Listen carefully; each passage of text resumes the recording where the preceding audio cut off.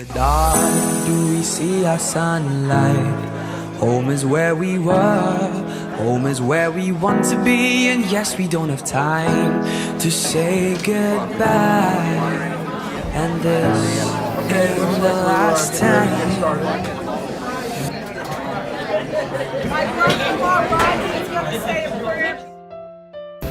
Dear Father, we come before you now to ask that you would help to heal our sorrowed hearts. We realize that you have in your message to us a reason to also be joyful, that you will remember people as they go into their period of death, that you will remember them. Thank you that we have the opportunity to be together as family and friends, and may we keep those things in an upbuilt manner, and may we be of encouragement to one another. Thank you so much for the food that gives us the physical nourishment to continue on. Please forgive us where we have sinned against you and others. And in Jesus' name we pray. Amen. Amen. Hello, family and friends. Thank you for being here together today to celebrate and remember our mom. As most of you know, our mom passed away on December 28th. She fought hard, but the cancer was too aggressive. I'd like to ask everyone that is here as a result of Darlene to please stand up.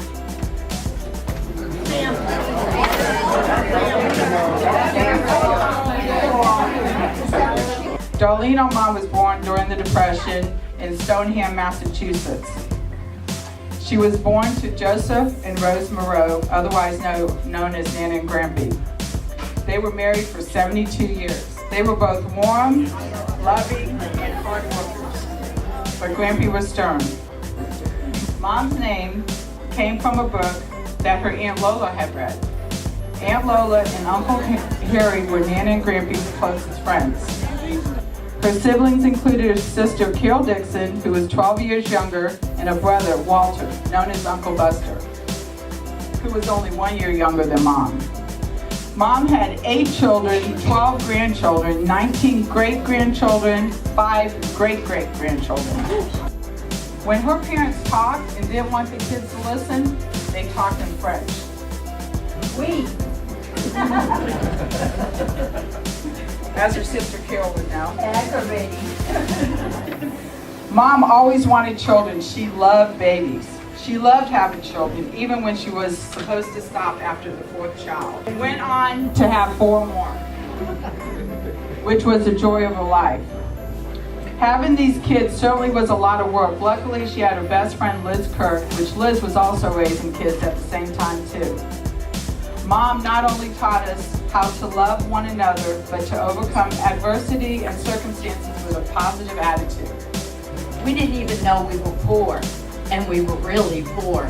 And she always told us we were rich.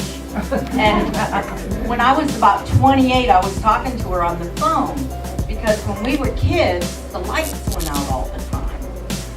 We lived in Jacksonville Beach, Atlantic Beach, but the lights would go out. When they went out, we were so happy, because she would take apples and put them in the oven and bake them, and she'd whip up some Dream Whip and put it on top, and that would be our treat that night, and we'd sit around playing Monopoly or Scrabble. I couldn't wait to grow up and get to do that with my kids. So one day, 28 years old, I've got 4 kids by then, I guess, and I'm on the phone with Ma, and I said, you know, Ma, it's just not like it used to be. Remember when the lights used to go out all the time? My lights never go out. She said, you're so stupid, Lorraine. She said, the lights go out when you don't pay the bills. I had no idea, and I was so looking forward to that. But see, we didn't know. We never knew there was a problem with anything, because Mom always made it a good thing, not a bad thing. So I'm Norman, also known as Naman. Her supervisor called her in the office one day and said, "Look, we need some help down at the warehouse. Need you to move some boxes around." And this was probably not a typical thing that she did.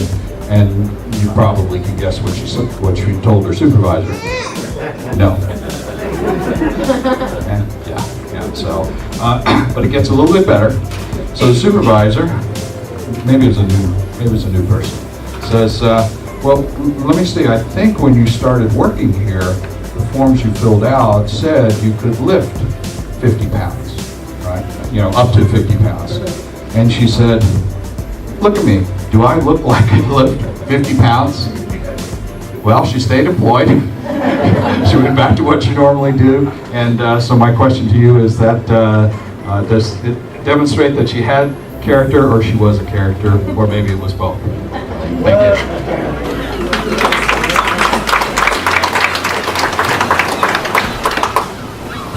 Every year we celebrated her birthday, which was on July 2nd in Daytona Beach. We stayed there for a week, which again, Mom was spoiled. Kaden getting her coffee and Stephanie making breakfast each morning. Her birthday celebration was on her patio in front of her room, and everyone migrated there to sing happy birthday. As a matter of fact, her room was only one of few rooms with a patio, and everyone visited, playing cards, listened to music, talked, saw great fireworks, and had many good times on her patio. Plantation in Daytona Beach will not be the same without her, and so will not the patio that we went to. And all had coffee with her each morning.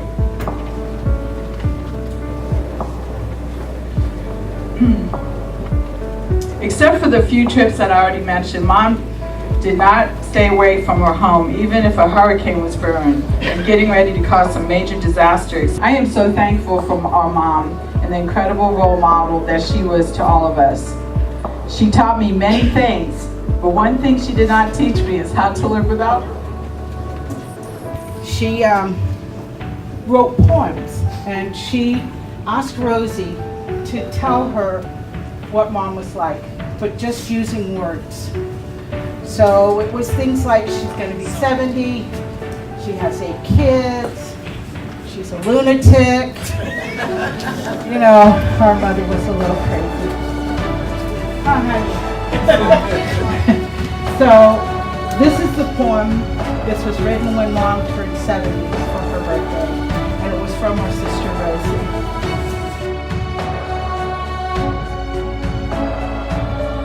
I know a special lady, she turned 70 today. She's a crazy little lady, what more must I say? She has a Yankee accent and is always lots of fun.